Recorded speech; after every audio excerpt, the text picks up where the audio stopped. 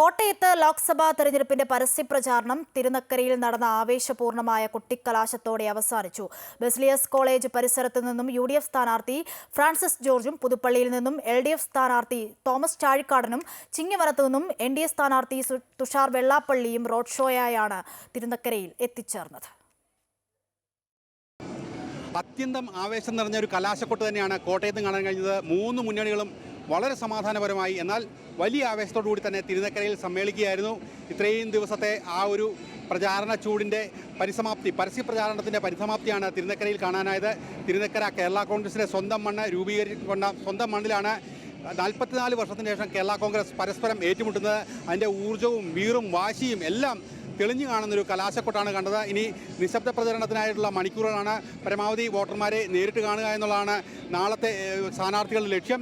ഇന്നത്തെ ഒരു തെരഞ്ഞെടുപ്പ് പരിസമാപ്തി കണക്കാക്കുമ്പോൾ മൂന്ന് മുന്നണികളും ഒരേപോലെ ആത്മവിശ്വാസം അവർ പ്രകടിപ്പിക്കുന്നുണ്ട്. പ്രത്യേകിച്ച് അതിന് കാരണവുമുണ്ട്. കാരണം ഫ്രാൻസിസ് ജോർജിനെ സംബന്ധിച്ചിടത്തോളം UDFൻ്റെ ഒരു കോട്ടയിൽ മെച്ചപ്പെട്ട ഒരു വിജയ ശതമാനം കാഴ്ചവെക്കാൻ കഴിയുമെന്നൊരു പ്രതീക്ഷയാണ് ഫ്രാൻസിസ് ജോർജിനുള്ളത്. ഇടതുപക്ഷമാവട്ടെ കേരള കോൺഗ്രസിൻ്റെയും ഇടതുപക്ഷത്തിൻ്റെയും വോട്ടുകൾ ഒരുമിച്ച് ചേരുമ്പോൾ തോമസ് ചാഴിക്കാടന് വിജയം ഉറപ്പാണ്. ഒരു ടേം കൂടി വിജയം, അതായത് തോമസ് ചാഴിക്കാടൻ നിലവിലെ MP തോമസ് ചാഴിക്കാടന് ഒരു ടേം കൂടി ലഭിക്കും എന്നുള്ള ഉറപ്പ് അവർക്കുണ്ട്.